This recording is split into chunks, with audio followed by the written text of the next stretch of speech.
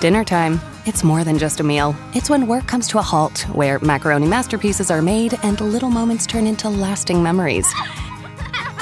With the Blue Cash Preferred Card, you can get 6% cash back at U.S. supermarkets. So you can bring home the flavors that bring everyone together. We did say everyone. Make the special moments even more rewarding. Learn more at americanexpress.com/explore-bcp. Terms and cashback cap apply with Blue Cash Preferred. If you work in university maintenance, Grainger considers you an MVP because your playbook ensures your arena is always ready for tip-off. And Grainger is your trusted partner, offering the products you need all in one place, from HVAC and plumbing supplies to lighting and more. And all delivered with plenty of time left on the clock, so your team always gets the win. Call 1-800-GRAINGER, visit Grainger.com, or just stop by. Grainger, for the ones who get it done. Ladies and gentlemen, thank you for listening. Thank you for downloading. And thank you for subscribing to the latest edition of the 12 Kyle podcast. I'm 12 Kyle. Check this out. On this podcast, what we're going to do is we're going to take it back. We're going back to September 11th, 2001. Now, you don't need me to tell you that that day will forever be etched in our history. But we're not talking about history. We're talking about an album that happened to drop that particular day. Jay Z's Blueprint. And of course, I have the homie, my man, Eclectik, will be in the building. And we're going to break this album down. Not only will we break down the tracks, but we'll talk about, the significance of this album, where we currently rank this album. And that might surprise you. And of course, we'll get into the battle that Jay Z had with NaS. All of that and much more right here on the 12 Kyle podcast. So sit tight. After the break, we will present to you Blueprint 20 years later on the 12 Kyle podcast. Let's get it. And just like that, we're back. Ladies and gentlemen, once again, thanks for checking out this edition of the 12 Kyle podcast. As you can tell from the liner notes, you see who's here. This man needs no introduction, but I'm going to give him one anyway. My man coming through to co-host with me, as I mentioned in the intro, good friend of the show. He's on here all the time. I'm on his show all the time. The creator of the Eclectic Discussion Podcast and the creator of Encyclopedia Hip Hop Podcast, none other than Eclectic in the building. E, what up, baby? Yeah, what's up? It's Eclectic, a.k.a. The Eclectic Company, a.k.a. Al E. Shore, the Eclectic Commander, Eclectic Gadget. Do you just sit around and think of these things? Come on, man. Clec Armstrong, to Clec Shakur. It's good to be on the show. Let's talk about some stuff. I like that. Yeah, man. So I got you on here. We are taking it back, man. We're going back. Wow, 20 years. Jay Z's album, The Blueprint. This album is celebrating its 20-year anniversary. It's hard to believe that this album is actually turning 20. So, as you guys know, we're going to break it down like we always do. Again, still kind of mind-boggling that this album is turning 20 years old. It was released on September 11, 2001, which, is a day in the United States history that will live in infamy. But on that particular day, Jay Z released this particular album. So let's go back, man. September 11th. It sounds cliche, but September 11th, 2001. Other than what else was going on in the world, I mean, of course, there was some worldly events going on. Where were you, and what were you doing that particular day? Or did you buy the album that particular day or that week? Or where were you when this album dropped? Oh, okay. Because being in D.C., I was in the thick of things when things were going on. You weren't at the Pentagon, though. Well, I live, well, especially then, I lived around the corner Oh wow. from the Pentagon. Oh shit. So dumbass me, well, I obviously not knowing anything, had my balcony door open, and then when the shit happened, um, all like it was just smoke and shit in my place. My place smelled like smoke for like a week Wow. because I live that close. Anyway, um, I I got this as a bootleg Okay. because I forget why. I forget why. Maybe it was because it was Jay Z. I was like, I'm not buying no full price Jay Z. I don't know for sure, but it was around because in 2000s I'm kind of whatever about most music anyway. But Hmm. I copped it, and I remember I just drove with it. I popped it in. I just drove. I drove the entire album. I was just Mm. going down streets and roads I've never been on just to listen to it and get, just to take it all in. That is so I had it the day it came out. No, I might have had it the day before because it was a super bootleg. Okay. But I had it around that time, yeah. Okay. Yeah, that's interesting that you say that because um, I don't really remember this one being as bootlegged as some of his previous albums were, but uh, the streets were definitely clamoring for it. That's for sure. Um, I remember I actually bought it the day of, and like you said, world events. I remember. Yeah, I Uh, think it was kind of too busy for me around that time for me to just hop into Best Buy and cop. yeah. You just, but you took the words right out of my mouth. That's exactly what I did. I was at home and I was like, I was going into work late for that particular day for some reason, and of course, the tower got hit, and then the second tower got hit. I actually was watching TV live when it happened, and so I was like, oh my gosh, this shit is crazy. So trying to get my mind off that. And at this point, we still, literally don't know what's going on at this point because there are rumors flying around. There was no Twitter. At least I wasn't on Twitter at the time. And I don't even think Twitter had existed back then. No, 2011. No, Twitter wasn't there. So I did actually, like you said, I went to Best Buy. And I went to Best Buy specifically to get this album, and they had the TVs on in Best Buy. And as I was standing in line at Best Buy to purchase this CD, the towers fell. And Mm. I was like, oh shit. And it's like me and like 10 other dudes, we were all in line to get the Jay Z CD. And, we were talking, kind of talking about what it was going to sound like or what it was going to be or whatever the case was. But, yeah, that day was weird, man. It was weird because Yeah. you couldn't even really enjoy the album because of everything that was going on in the world. Well, I remember exactly what I remember now Okay. what was popping. So what happened was Uh-oh. I was out. All the stuff went down, and then it went down at the Pentagon. And I was driving home, but since I lived so close, everything was blocked. Damn. So I could get right almost to my exit, but since I live, walking, I could sprint to the Pentagon from where I live. Um, Everything was blocked, and they redirected us through, DC, and that's when I copped it because I had pulled over at a gas station back when I was pumping gas like a peasant. Um, and I pulled over at a gas station, and dude had it, and I copped it. And the reason why I was driving so long is because everything around my place was shut down, and I couldn't get home. That is why Wow. I was driving around so long listening to the album. Now I remember. That's what happened. Wow. And so you were pretty much at a place where you probably could get to your apartment if you were walking, but because you were in a car, you had to keep riding around. Was it like that?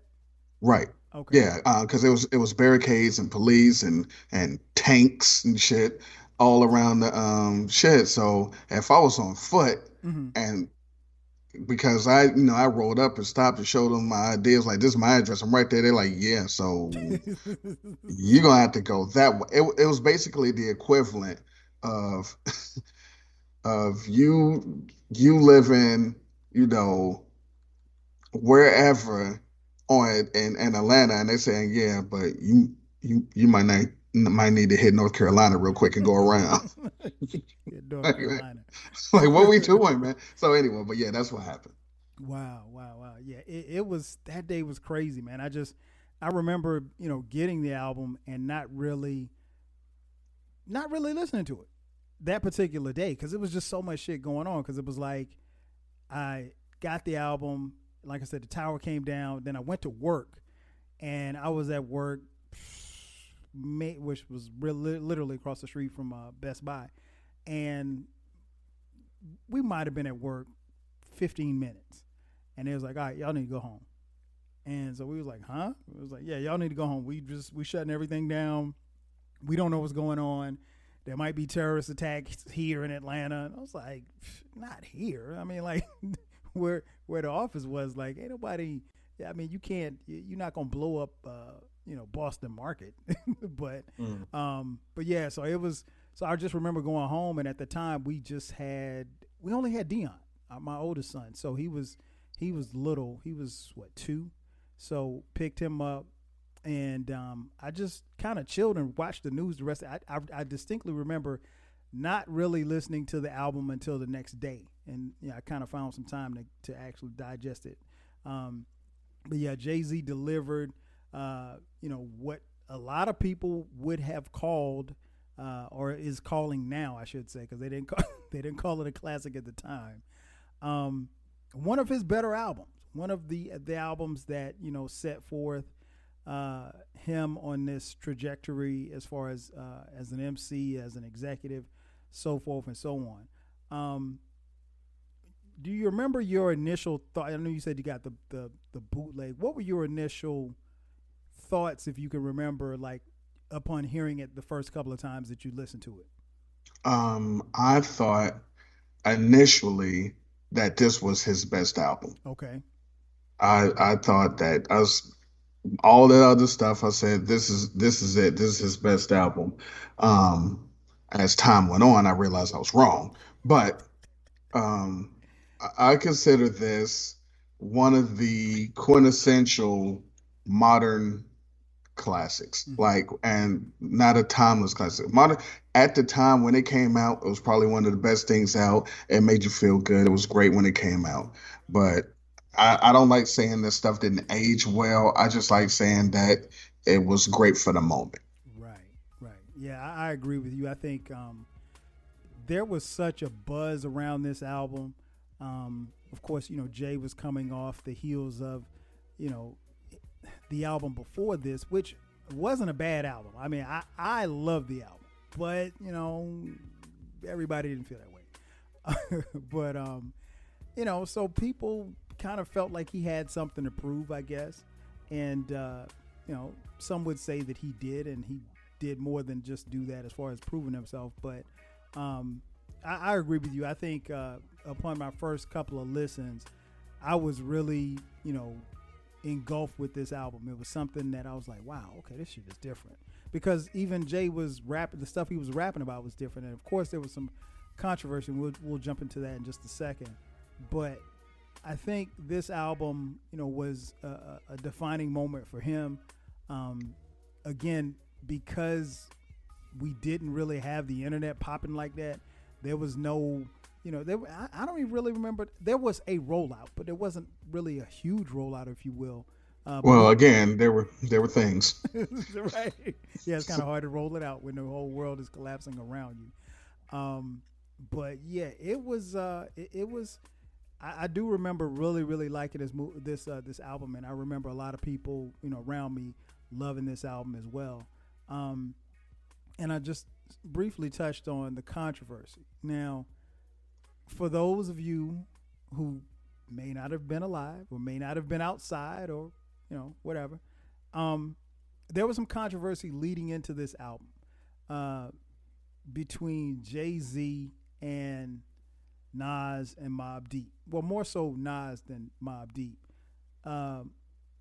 Just to give you guys a quick background, Jay Z and NaS were literally trying to compete for the quote unquote King of New York spot. Biggie was gone. And at the time, Nas was supposed to be the next guy up, if you will, and so forth and so on. And Jay was, kind of snipping at his heels. And, you can make a case that Nas had released some great albums and Jay had released some great albums. And so they both were competitive. They both subliminally took jabs at each other over, the course of a couple of years. Fast forward to, I think it was a Memphis Bleak song where Bleak said something. Bleak said something about Nas, and Nas responded with a freestyle, right? This fashion is fly, Jerry. Now makes my eyes teary. NY City, grab a hole and ride with me. Rip the freeway. Shoot through Memphis with money bags. Stop in Philly, order cheesesteaks and eat beans fast. And bring it back up top to move the fake king of New York. You show off, I count off. When you sample my voice, I rule you. Before you used to rap like the Foo Snickers. Nas designed your blueprint. Who you kidding? Is he H to the Izzo? M to the Izzo? Pushes you phony, the rapper version of Cisco. And that's for certain you clone me. Your whack clothesline, I'd rather Sean John. Bought me with your fake rhymes and no times that never took place, you liar. Was your first court case. You had no prize. You master fabricated stories of streets and sound slick. Have you surrounded you and the you down with? Why they rotting Nas trying to boost their career? Corny is corn mega. All you hip hop quiz. The Cellmatic it was written. I am Nostradamus. That's the answer to the puzzle I gave you. Now here's a promise. So he hit him with the freestyle, and that was viewed as a diss. Well, fast forward, Summer Jam. That particular summer, Jay Z releases at Summer Jam the first verse of Takeover, but the first verse only dealt with Mobb Deep, right? And so at the end of the first verse, you hear him say, ask Nas, he don't want it with Hov. I don't care if you Mobb Deep, I hold triggers to cruise. You little fuck, I got money stacks bigger than you. When I was pushing weight back in 88, you was a ballerina, I got the picture, I seen you. Drama King exclusive. Then you try to check one, switching demeanor. Well, we don't believe you. You need more people. Rockefeller students in the game, we passed the class to never read you dudes like we do. Don't let them gas you like Jigger's ass and won't get at you. Trust me on this one, I'll detach you. Mind from spirit, body from soul. You have to hold the mask, put your body in a hole. No, you not on my level, get your break sweet. I sold what your whole album sold in my first week. Don't stop, Jay, don't stop. You guys don't want it with Ho. Ask Nas, he don't want it with Ho. And so we're left to assume, okay, well, Nas is going to, because at this point, when he says, ask Nas, he don't want it with Hov, this is the first time that Jay or Nas has actually publicly acknowledged each other by name. So, and he can tell you guys this as well. It was one thing to diss somebody back in the day, but you kind of not even mention their name, it'd be subliminal. And I think really that's where, the hip hop that both E and I grew up on, that's how it was, right? So anyway, fast forward, Nas responds with this freestyle, and then Jay puts what would be his second verse on the Takeover, which goes at Nas, and thus you have the Takeover song. What were your thoughts on one, the back and forth, two, the actual verse on Takeover, and then three, we know Nas responded with Ether months later, but who actually won the quote unquote beef, if you will, between Jay and Nas? So it's a 3-part question. So the first part is I thought, wow, he really did that. that was crazy, and it had everybody talking. I thought that he had a couple of good things in there, and called him lame and Uchiwali and said that called him a fat model for Corona and Esco ads. It was some good stuff, but see, the thing was, it it was mad petty because Nas hadn't dropped in like 2 years at this Right. point. So I was like, why? Why you picking on Why? Nas? Like what, he's somewhere with Khalees chilling. Like what are we doing? And but it was crazy for, someone of that stature to go at someone of that stature. So he wasn't punching down. Right.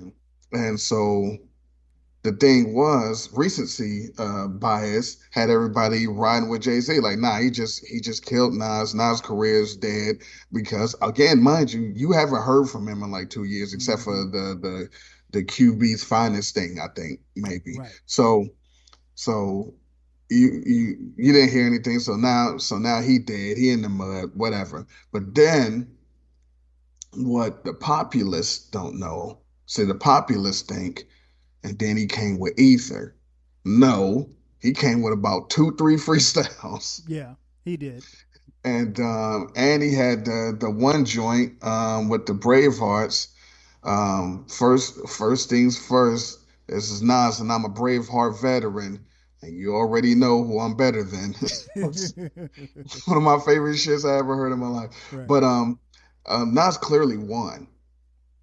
Nas, if it was a 10-round fight, Jay Z won the first round, and then he just got beat Right. for the rest of the fight. He and the only reason why he won the first round is because it was a sucker punch. Didn't nobody see it coming, so of course you're gonna get that off. But as soon as it was, this is what it is. Nas wiped him. He wiped him. He went at the other people in his crew that didn't say anything back. Nas clearly won. Yeah, man, I'm with you. I think I remember hearing Takeover for the first time, and I want to say, did I? I don't think I heard it before the album came out. Not that version for Nas, and yeah, man, it was one of those things, man, where I really thought like you said, like the populace thought, oh, Nas is done. He's dead. Like his career is dead. Ain't no coming back from this because, and I want you guys to understand, and E is full aware of this. Like coming up, we saw rappers go back and forth, and I always, kind of reference back to a battle that you're quite familiar with, Cool Mo D and LL Cool J. And you correct me if I'm wrong, but they never mentioned each other's names, did they? Well, I mean, Mo D did do what LL stands for. Yeah, they mentioned each other's names. Okay, I couldn't remember if they did or they didn't, but that was probably the biggest battle because, like you said, in this, Jay is punching someone of his caliber as opposed to punching down. Wherein I think, for what it's worth, I think LL at that particular time was a better MC than Cool Mo D was. You agree, E? Yeah. But you had different schools of thought because Kool Moe Dee was, old school guy, had the cruise and movie, so I mean it wasn't necessarily punching down, but it was close. Right.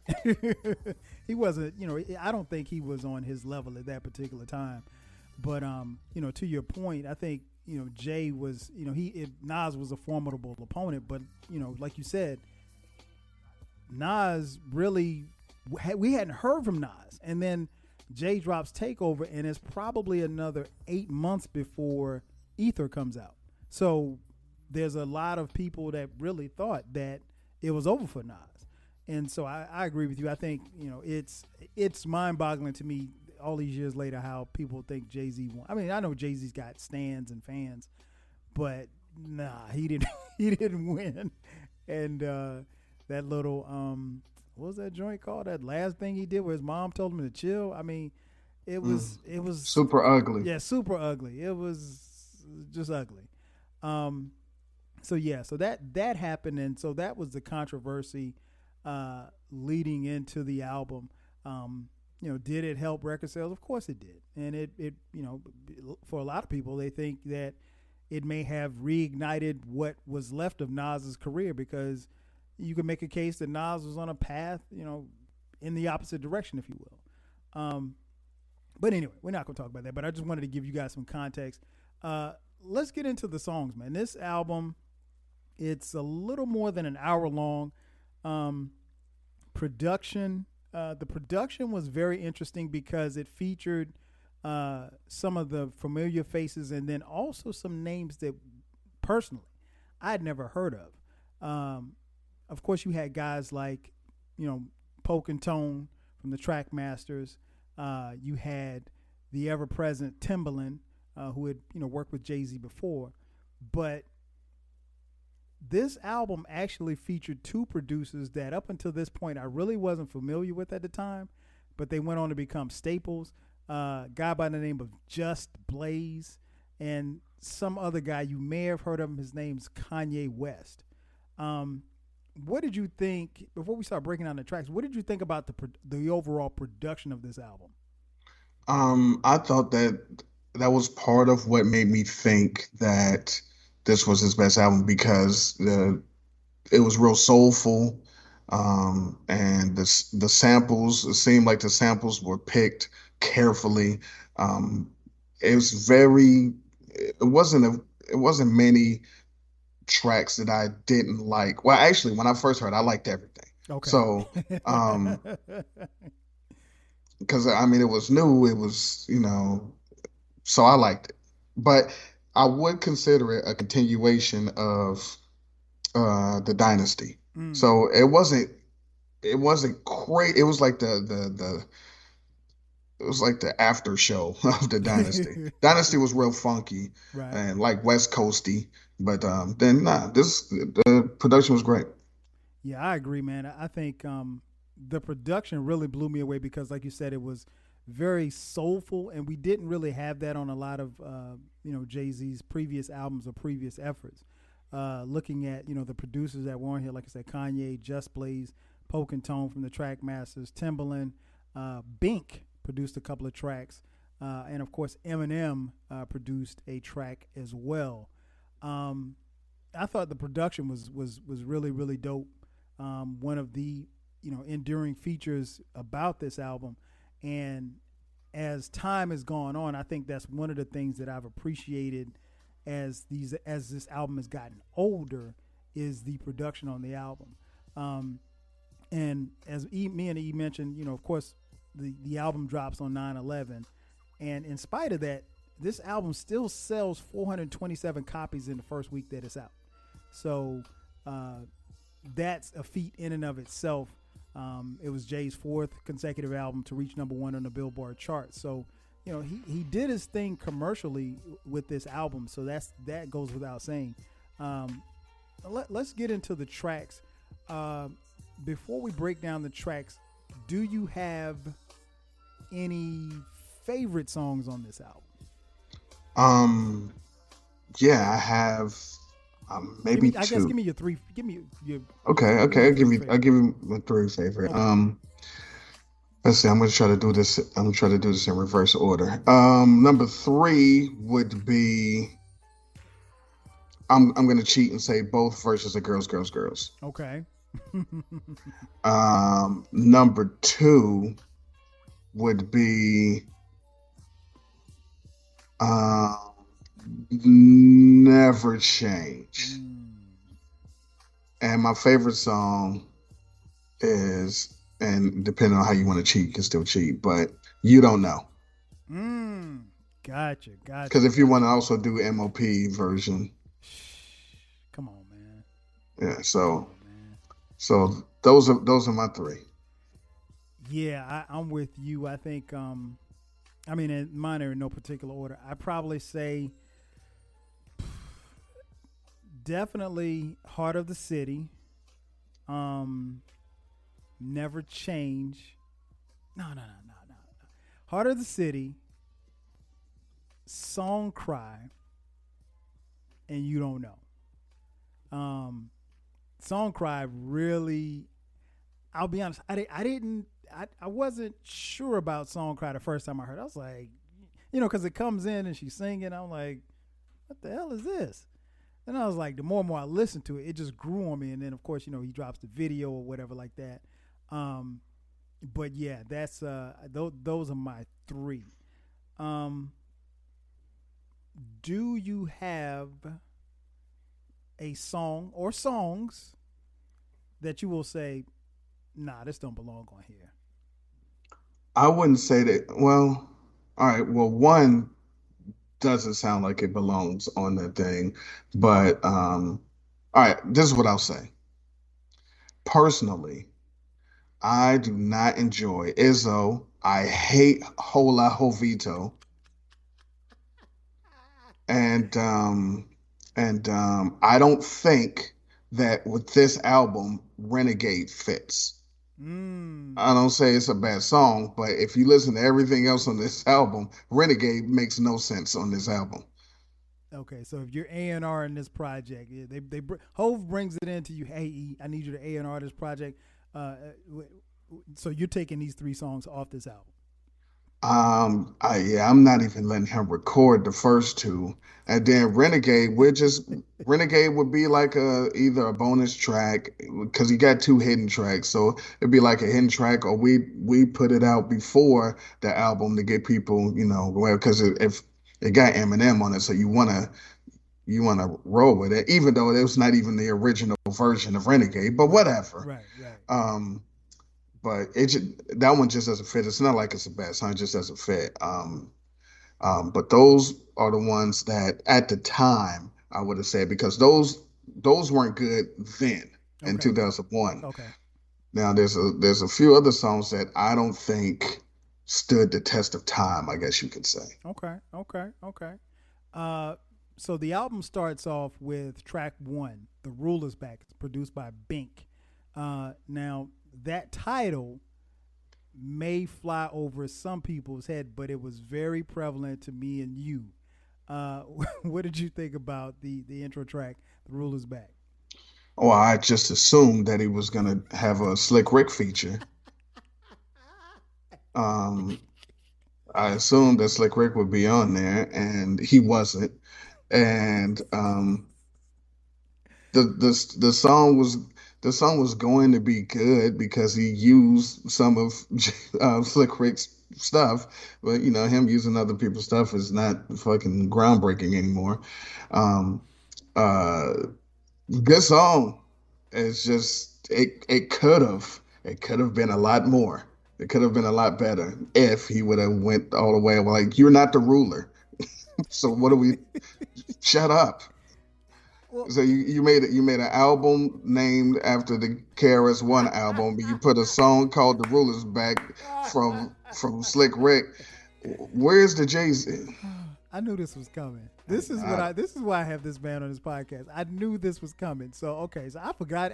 I'm sorry, my bad, folks. I forgot to even mention that. The album is called Blueprint, and as E referred, there was already, prior to this album coming out, an album called Blueprint by none other than Chris Parker, aka KRS-One. I mean, in his defense, the album is the BDP album, and it's not just the Blueprint. But I mean, come on, man, what are we doing? This ghetto music, the blueprint of hip hop, right, came out in 1989. But still, but we know. Maybe he was paying homage. Maybe. Hey, I don't think he mentioned KRS-One. I don't even think he made the liner notes. Well, and even to piggyback off that with "The Ruler's Back," I'm assuming maybe because he did borrow / steal a couple of Slick Rick's rhymes in this particular song, which really flew over a lot of people's heads, because people were always talking about how Jay would take Biggie's lyrics, but I'm like, wait a minute, Biggie wasn't the first person's lyric he took. Like he clearly took from the Ruler, but he said it's paying homage, so I'm gonna cut him a little bit of slack. I don't know. I mean, it's just me, and I'm a card carrying hater. If you're really paying homage, get a guy writing credit. Well, this is true, because I don't think Slick Rick's his name does not appear anywhere on the liner notes of this album. Then, of course, the aforementioned "Takeover" is track 2, produced by Kanye West. Did you like the production? I know you said you weren't really I'm sorry, you said you did like Takeover. What did you think about the production on Takeover? I I I I thought it was really interesting at the time. I liked it. I wasn't blown away, but I thought it was really different. He's never rapped over anything like that before in his career, even when he was with Jazz. So this was really good. It was really interesting. Not knowing exactly what he's talking about, at first, because the first verse he just regular old rap shit, and then the second verse he said Mob Deep, and then you like, damn, shook was you, huh? Okay, and then you get to Nas stuff, and I'm like, wow, this. Who said something? What happened? Now I'm listening to it thinking, well, what's the backstory here? When did Nas say something? I haven't heard from Nas since whatever the fuck. So I didn't understand, but I was like, man, he kind of got with him. I don't know what Nas is gonna do because Nas is not known as a battle rapper. Right. So I can't imagine him about to come back and do nothing. But then again, Jay Z is not known as a battle rapper to the public. Mm-hmm. Now, people that know, but to the public, he throw up the dynasty. He Rockefeller guy. But the production, everything, when this came out, this was a 4 out of 5, 4.5 out of 5 when it came out. Okay. Then track 3, the aforementioned Izzo, HOVA. You said you didn't like this one. This one was produced by Kanye as well.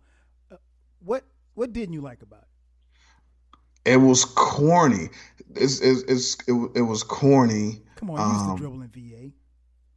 I was literally in VA listening to it. So, the hook was dated in 2001. For Shizzle My Nizzle, that was whack then.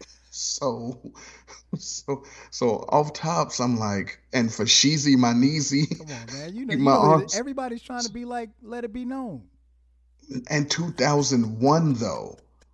So I was just like, I don't know, the girls are singing. It was like to me, he was chasing Hard Knock Life again, Okay. and it just wasn't. No, I'm good, man. Fair enough. I that song, while it was extremely popular, it obviously has the Jackson 5 sample. I don't think it aged well, and I don't think it. It's not. Honestly, it's not a song that I would listen to today. I mean, just on the humble, like, yo, put that Izzo on. Like, I wouldn't put it on. But No one's saying that. it's not a bad song to me, but it's not, it ran its course early for me. I guess that's what I'm saying. Then we get to track 4, and I was wrong a little earlier. Slick Rick does appear on this album because he's on as an additional vocal on Girls, Girls, Girls. Although he does, to your point, does not get any writing credits for that, which I think is kind of odd. Girls, Girls, Girls, produced by, the original is produced by, actually original and, no, I'm sorry. The original is produced by Just Blaze. Part 2 is produced by Kanye. Interesting. What did you think of Girls, Girls, Girls? I really like Girls, Girls, Girls. I am sort of happy that it wasn't. I didn't know this because I had a bootleg. Mm-hmm. So on my bootleg, it said featuring Q-Tip, Slick Rick, and Bismarck. So I was like, oh, this is about to be the best thing I ever heard in my fucking life. And then I played it. I'm like, where is it? Where are the other verses? Right. And so I'm happy that for real life, it wasn't documented that way because it would have been a huge letdown. It was a huge letdown for me looking at the bootleg, seeing this. I'm thinking, oh my God, this is about to be great. And yeah, but I like the song. I love the song. I like the idea. I like the concept. B+ song.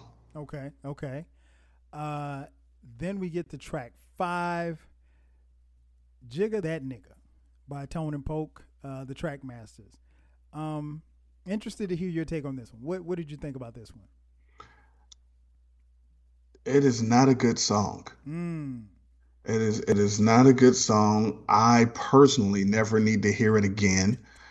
Um, it I don't know. That also kind of doesn't fit on this album either. Mm. Um, um, I don't understand what it's. Jigga that nigga would have fitted on the Dynasty. They would have fit on there. Okay. And maybe it was a leftover joint that he probably wrote with his hands and a pencil and paper. Um, but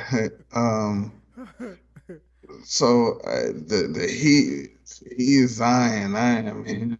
The Visu jeans, and it's a D. It's a D. That's a D. It's a solid D. You know what I realized about this song? Like, there's a lot of name dropping in this joint.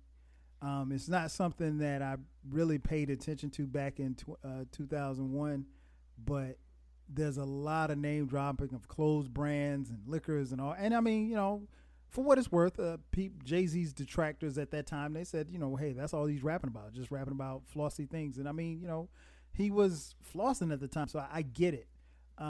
But it wasn't even clever. He was Right. just like, it was just like he was reading his receipt. And I'm wondering if he got paid for that, because it's just, I think Jay Z's too much of a businessman and a hustler not to have gotten paid for all of the names that he dropped in this particular song. This song is okay for me. I didn't necessarily crush it or kill it. I like Tone and Polk, but I like them on other joints more so than I like this. This might be my least favorite Tone and Polk joint. But it was, it was okay. It was okay to me. Then we get to track 6, produced by Just Blaze. You Don't Know. You taking the You Don't Know original or the remix featuring M.O.P.? M.O.P. Yes. Same here. Yeah, I mean, I love both, but it's probably like I said earlier, it's probably my favorite song. It's definitely my favorite song on the album, so I'm taking it. But if I had to pick, oh no, man, nah, the M.O.P. version is crazy. Like the M.O.P. version didn't need Jay Z. And the M.O.P. version will start a fight in the club. It will, trust me. Track 7. Timbaland comes through, and he and Jay Z have done magic together up until this point. Hola Jovito. Man, I hate this song. I mean, like, this song to me has no business on this album. And when I get into my discussions with people about this album, this is the first stone that I throw. Hola Jovito is terrible. It's not one of Timbaland's best beats. Jay is just singing whatever. I mean, rapping whatever, and the chorus is awful. I know there's somebody listening that's probably love this song, but this song is trash, and you know it. But yeah, that's my thoughts. You got anything you want to add to that? Because I know you're not a fan of this song either. It's not a good song. It wasn't a good song in 2001. It's not a good song now. Ironically, it might be better than like his last 2-3 albums though. But this at the time, it was like, well, but because you gotta understand, you coming right off of You Don't Know. Mm-hmm. So you're like, but he can do that. And then the next song, when you get to it, you're like, but he can do that. So what was the shit that I just heard? When this came out, I thought great album. In retrospect, this is literally, not literally, I hate when people use literally and not literally, but this is 2 different albums. This is, I mean, Heart of the City, Never Change, Song Cry. and Mama Loves Me is one album. Mm. Speak on Hola Jovito and Izzo and even the Rulers Back and Renegade. That's a different album. Mm. It's totally this. It was sequenced as good as you could because he put a lot of the bullshit in the front end. But it's really the tale of two different albums to me. You know what? I don't think you're that far off in that take, because I remember distinctly that Dame Dash, I want to say he had gone on Hot 97 in New York, and he was talking about them and the recording process, and he was speaking as they were recording this particular album. And I distinctly remember him saying something to the effect of, yeah, Jay just recorded like 6 songs this weekend, like that. And so and so now it plays back to me that if they recorded like that, like if he did a bunch of songs in clusters like that, then it's very possible, and we're assuming that the songs that he did are the songs that made this album. It's very possible that he could have done this album in clusters, and then they kind of put everything together and they sequenced it the best way they could, like you said. That makes sense to me, but putting this song on that particular album, I just can't. I don't understand. It just Yeah, the rumor was he wrote this whole thing in 2 days, and they now when did you the say whole. right, did he put pen to pad or did he just stand there and Oh, mumble it? I I believe he put pen to pad because if you tell me that you did all the supposedly the album was done in 2 weeks and he wrote all the songs in 2 days, I don't buy I've I, I don't know who is buying it, it. but if all of that is true, Right, okay. right. I'm with you. I'm rolling. It's I'd have and I never heard that before, so thank you for telling me that. But I'd have a hard time believing that this was done like that. That he wrote all of this, and keep in mind when we say write, Jay Z allegedly doesn't put pen to pad. Like he basically sits in the studio, he listens to the song, and he comes up with the words in his head, and then he spits them out to the universe. So that's an interesting concept if that were the case, if they really did do this album in 2 weeks. But I do remember Dame saying, to your point, that they did 6 songs in a day or something like that, or 6 songs that particular weekend or something. Like he was speaking on how focused Jay was and how Jay was gonna, in his words, he wasn't gonna hold Jay back from speaking on nonsense. And I think he was talking about Nas at the time, without mentioning Nas, but he was just gonna let Jay address the haters or whatever the case was. Then we moved to track 8. Heart of the City, Ain't No Love, produced by Kanye West. You and I both said we like this song. What's your overall take on this one? Heart of the City is good. Now I feel that it's dated. Okay. I honestly think this. What made more people fall in love with a lot of the songs on this album was the unplugged shit. When people saw it live and heard and had people singing and stuff, and I think that's what made more people fall in love with this. Even me, when I think of some of these songs like "Song Crying Ain't No Love," I don't think of the album version. Okay. I think of the live unplugged version. But the song is good, and first the Fat Boys break up, and then it was great. But I just think that this is one of those. If it come on, depending on how long ago it's been since I've heard it, I might listen to it. But otherwise, I'm not gonna listen to it. Okay. But I don't think it's a bad song. It's just that it's like it's okay. It's if I ruled the world by now, I'm like I don't need to hear that song. I know it's a good song. I mean, but yeah, whatever. There's nothing that's gonna make me go like, yeah, damn. I remember when. I don't care. Man. Put both versions of "You Don't Know" back on.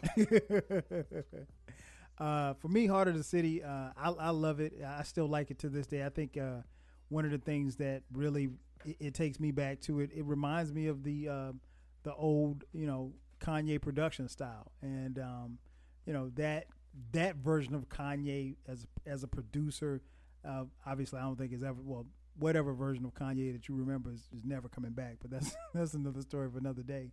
And then Kanye also produces track number 9, Never Changed. We both said that we loved. Track 10, Song Cry. What did you think about Song Cry? That was produced by Just Blaze. Well, going back to Never Change, my second favorite song in the thing, that reminds me of vintage Kanye more than anything else. But what are we talking about? Song Cry. Again, it makes me think of the Unplugged thing. It's a fine song. I mean, I listen to it. I give it now. Then incredible. Then I'm like, this song is ridiculous. This was what's that? Regrets Jay Z or You Must Love Me Jay Z. So I'm like, okay, this is good. Now it's like it's okay. I give it a C. Okay. I liked it. I liked it even more once I saw the video. That's the thing. I don't even remember a video for this. Yeah, this was the throwback joint. I think. Wait a minute, was Beyonce in this video? I can't remember if Beyonce was in the video or not. But just the old throwback, and parts of it is in black and white from what I can remember. I thought it was a good video, and I thought Jay Z did a good job of putting this together. I like the old sample, the soulful sample that Just Blaze put in there. Then we moved to track 11, All I Need, produced by Bink.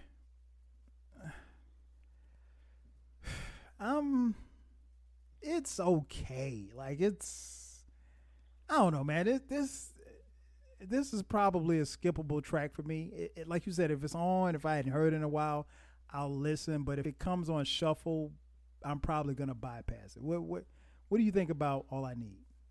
So this is where we get different. I really like this song. Okay. The only thing I don't like about this song is when after this came out, ESPN, NFL, NBA, and everywhere else all of a sudden said they got their swagger back. Nobody had swagger before this song. There's an Old Spice deodorant called Swagger. Wow. Before this song, no one even used that word. And that was the only thing that killed me. But I mean, I like it because this to me was back to the cool Jay Z. Like his bucket low, Rock Affairs fit. Like, yeah, like fuck it, let's rap. So I like that part. I like this was just him rhyming, no ulterior motive. Just look, talk about the girl and the guns, and I like this one. But it sounds more like an outro or an interlude. But this one, I would listen to All I Need before I would throw on Song Cry and Heart the City. Okay, that's fair. Then we get to the aforementioned Renegade featuring Eminem, which was produced by Eminem at track 12. Did Eminem body Jay Z on this track? If you had to say who had the better performance on the song, Eminem had the better performance on the song. And Eminem typically does not have the better overall performance on songs when he's with someone else. He didn't go gibberish on this.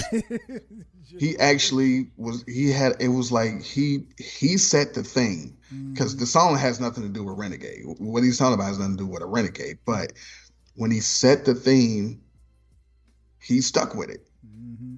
Yeah, I'm in a position to talk to these kids, and then he started talking. So I was like, nah, I'm with it. Yeah, I agree. I love when he said, I don't think you have a clue what I did to get here. I used to say that all the time, because I used to say that to people. Like, you don't have a clue how I got here. I'm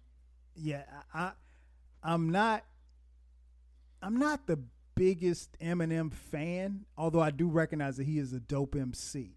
But I've said it before in this podcast, and it's worth repeating, especially to my homeboy Matt who's listening.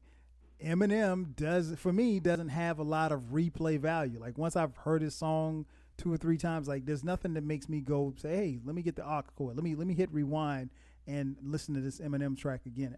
I'm sorry, he just doesn't do that for me. But again, he's still an incredible MC. But I think this is one of his better verses. And like you said, he had a theme, he stuck with it, and I don't think he necessarily tried to, because he wasn't on the gibberish, he wasn't on the rappity raps, let me show you I can rap, but he just stuck to the script, if you will, and he definitely delivered a better verse, than Jay Z did on this particular album, on this particular song. So I'm with you. It's it is what it is, and Nas obviously pointed that out, but yeah, I'm definitely rolling with Eminem on this particular verse. Then we get to the last track. Track 13, Blueprint, Mama Loves Me, produced by Bink. Thoughts on that one? I don't like the title. The Mama Loves Me. Take that shit out. That's stupid. If you want to call it the Blueprint, call it the Blueprint. But I like the idea. I like the theme of it. It's I enjoy music, hip hop music, Jay Z music when it's stripped down, when it's basic. Just let me just rhyme and tell you a story or tell you about me. NWA say, either talk about the place to be, who you are, what you got, or about a sucker MC. Mm-hmm. I don't need all the pump circumstance. So I like this. I could see how some people would think it was boring, but I was engrossed in what he was saying. Okay. Because it was like, okay, so then what happened? Okay, and then October 21st, okay. And then, well, all right, TT, Uncle Jen, love me. Okay. So is it a crazy song? No. But it's a nice outro. If this is how you're gonna end the album, give me this. Okay. Again, this was okay. See, I guess the thing is, like, you and I come from an era where there were albums of, from rappers that the last song was like the shout out song, you know what I'm saying? Or the dedication. I like dedicate this to the crew. I like dedicate this to my mama. So it's in that vein, but I think like in the albums we listened to, and particularly in the golden era in the mid to late 80s, those shout outs were just it was something simple. It wasn't a song, you know what I'm saying? So like the last song was the shout out song, and it wasn't a song, it was just, guys just talking. And I guess I would have probably understood and agreed with this song a little more if it was just that. But I mean, like, he's got the Al Green sample playing, and it's like even though he's rapping, it's okay. It's not. This goes back to something that you said a little earlier, and I want to touch on. I really enjoyed it then, not as much now. And then, of course, the album concludes with 2 hidden tracks, Breathe Easy and Girls, Girls, Girls Part 2. But see, and that's the other thing. Okay, go ahead. The bootleg that I had. So it had the You Don't Know MOP on it. And it had something else at the end of this. I'm just saying, I can't remember, but it was something else. Okay. Because you just let it play. Yeah, you got to let it play. Play. The Breathe Easy was on mine, and Girls, Girls, Girls Part 2. I can't think of anything else beyond that. Yeah, but the bootleg that I had after Girls, Girls, Girls Part 2 went off, You Don't Know What MOP came on. Oh, wow. And then something else was deluxe bootleg. I mean, listen, they was looking out for me on the streets. Because it had that. I swear it did. Okay. Wow. Didn't know that. So so those 13. If we just go with just those 13 tracks, that concludes the album. Uh, so I gotta ask you before we get out of here, man. Mm. You mentioned that you thought that this album was a modern day classic at the time, and I will tend to agree with that. Mm-hmm. But you're writing for the Source right now, today, Mm-hmm.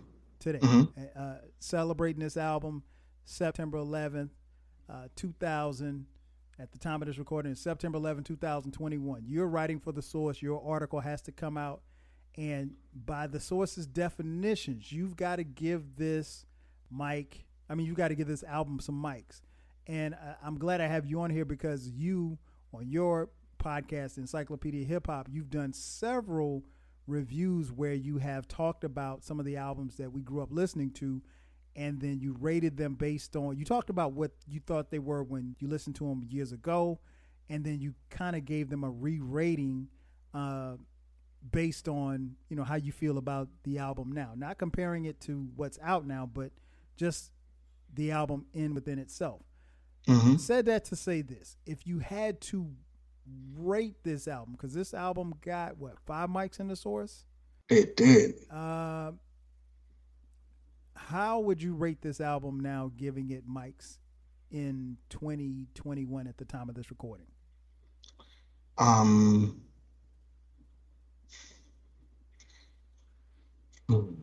My first thought is 3.5. Mm. My first thought is 3.5. And I'm not even gonna try to talk myself into 4. I'm gonna just say 3.5. I'm gonna say 3.5. Oh man, that's close, man. That's close. I see how I could talk myself into 4, but first my gut instinct says nah, it's a 3.5. It's a C plus album. I think, and I won't necessarily disagree with that. I think maybe I've talked myself into a 4, but I couldn't push it any higher than a 4 because there's a couple of, and you guys have heard me say this already, there's a couple of joints here like I just don't like Hola Ho Vito. That kills this album. I mean, that kills the entire album. So that track, and I know what you're thinking. Okay, Kyle, one song should knock it from 5 mic. It's not a 5 mic album. It's not. If we're being honest. If we're being honest. Now, when it dropped, I could have made that argument that it was 5, 4.5. When it dropped, I was all over it. Yeah, I don't think when it dropped, I don't think you would have had a hard time convincing me that it was anything other than a 5 mic album. But the word classic, we talk about it all the time. The word classic gets thrown around. But I agree with you. I think it's a modern day classic. Definitely a classic of its time. I think. Go ahead. Hot take. Uh-oh. I think all of Jay Z's albums are modern classics. I don't think he has a timeless classic. I think Reasonable Doubt is. Nah. I think Reasonable Doubt is. I can make a case for the Black Album. I can make a case. I can't make a case for anything else in his discography outside of that. People will argue with you. I'm not talking about what people are going to argue about on the internet. But yeah, man, I think I'd probably give it a 4. If someone said 3.5 like you did, you get an argument from me. I don't think it's anything less than a 3. I think it's definitely 3.5, anywhere from 3.5 to 4. Well, here's another thing though. While you're saying this, and I want people listen. You listen to me. You already know you're gonna get what you're gonna get. But it is very important to say, coming up in the late 80s and early 90s, when you actually had money to go buy stuff and you read reviews of stuff, 3.5 was solid as fuck. Yeah, it is. If someone said their album was a 3 mics, or 3.5, it was great. Please understand, when Illmatic came out, that was the 5 that people was like, wait a minute, what? You can get that? So it wasn't like, oh man, nah, this person dropped the classic this month and this person dropped the classic. No, it was unheard of. 4 was the bench. So if you say something was a 3.5 or a 3, it was like, all right, that's solid. I'm gonna go spend my money on that. Right. So, all right, good. Facts. No, you're right. And I mean, like back then, the 4.5 was the 5, really, because 5s were so rare. And that's also another interesting thing that E and I definitely agree on that. We'll probably talk about it on a podcast. Us talking about how albums are rated and stuff like that nowadays. Everybody stay tuned for the 12 Cal podcast Donda recap. That will not happen. But yeah, I'm with you, man. I think it's still a really, really dope album. Still a really, really dope album. Like I said, I probably give it a 4. I'm not necessarily going to entertain or argue with someone that gave it a 4.5. I personally, I just can't give it a 4.5 because there's too many blemishes on this album as time has passed. Again, it's still, I don't want anybody to get it twisted. It's still a dope ass album. It came at a perfect time. It was one of his benchmark albums. See, and maybe it's because of when it came out. Maybe it's because of 9/11. I don't think it is, but I'm trying to give some pleas here. I don't even consider it a very, very dope album. I think it's a good album. I think maybe 2 or 3 songs need to be wiped from existence, but some of the other songs that are good, I just think that they feel dated. Okay. And it's not like it's a bad song. It's just that it's like, oh, yeah, that song, and it make you and maybe this is the other thing, and this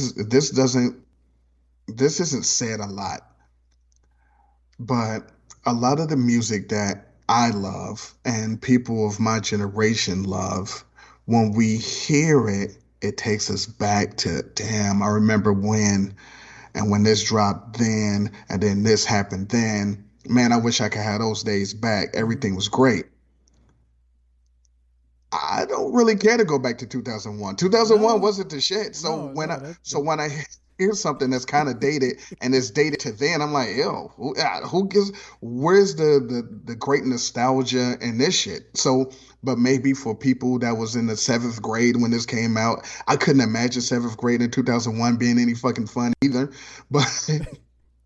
But maybe, it's just that when the songs are dated, you're like, well, at the time they were dope. And then you think about the time and the time wasn't dope. Then it's like, it takes a little bit away from the song. Yeah. For me. There's definitely some validity to that. And I mean, if you think back, I mean, the album came out on 9/11. I mean, the world was coming to an end that day. At least, a lot of us thought that way. I'm with you. I think it's one of those albums that it really depends on who you ask. Because if you ask the most loyal of Jay Z fans, they will tell you that it's a 5 mic album and they'd fight you on anything else less than that. And that for them, that may be a hill that they're willing to die on. This album for its great moments, its highs, it's got some really, really highs. Unfortunately, I think the lows are probably a lot lower than people are willing to admit, even the most Jay Z fans. But it's still, I think it's still a dope album. Before we get out of here, man, why don't you tell folks where they can find you? Tell them about the podcast. Tell them about the drafts that I've been winning here lately. Whatever you want to get off your chest. Tell them. You can follow me on Twitter at I am eclectik if you so choose. But I have 2 podcasts. Podcast 1 is the Eclectic Discussion Podcast. You can find it in your Spotify and Apple and Google and all of those places. If you want to follow the show on Twitter or Instagram, it is Eclectic Podcast. The second one is for people that's listening to this, you might enjoy the hip hop podcast called Encyclopedia Hip Hop. And you can follow that on Twitter and Instagram at Encyclopedia HH. Kyle said we do drafts, 5-round drafts. He's doing really well lately with drafts. He's I think he's won 2 in a row, might be 3. Yeah, something like that. And because this is his show, I'm not going to tell you what his overall record is. Thank you, sir. Just know he's on a great streak. So it's the hip hop podcast is 70s, 80s, and 90s. Every now and then some bullshit might sneak through, but it's really 70s, 80s, and 90s hip hop trying to teach the youth and have us get in our reminisce and nostalgia modes for great times. The Eclectic Discussion Podcast is all 80s and 90s growing up, things that happen in our youth and things that annoy me. So that's what's popping. Oh, also if you're a YouTuber, I am Eclectic on YouTube. There it is. This guy has the second and third best podcast that you will hear in your lifetime. You guys know where to find me. You've been listening this long. 12 Kyle across the board, 12 Kyle podcast. Remember, this podcast drops each and every Thursday at midnight. From time to time, we will drop bonus episodes on Sundays at midnight. So be sure to subscribe. We're on every DSP that you can find. That's going to do it for us. So once again, me and my man Eclectic celebrating the blueprint. I was about to say the takeover. The blueprint 20 years later. That's going to do it for Eclectic and me. I'm your boy 12 Kyle. We'll catch you guys next time. 5,000. When you manage procurement for multiple facilities, every order matters. But when it's for a hospital system, they matter even more. Grainger gets it and knows there's no time for managing multiple suppliers and no room for shipping delays. That's why Grainger offers millions of products in fast, dependable delivery, so you can keep your facility stocked, safe, and running smoothly. Call 1-800-GRAINGER, click Grainger.com, or just stop by. Grainger, for the ones who get it done. When you manage procurement for multiple facilities, every order matters. But when it's for a hospital system, they matter even more. Grainger gets it and knows there's no time for managing multiple suppliers and no room for shipping delays. That's why Grainger offers millions of products in fast, dependable delivery, so you can keep your facility stocked, safe, and running smoothly. Call 1-800-GRAINGER, click Grainger.com, or just stop by. Grainger, for the ones who get it done.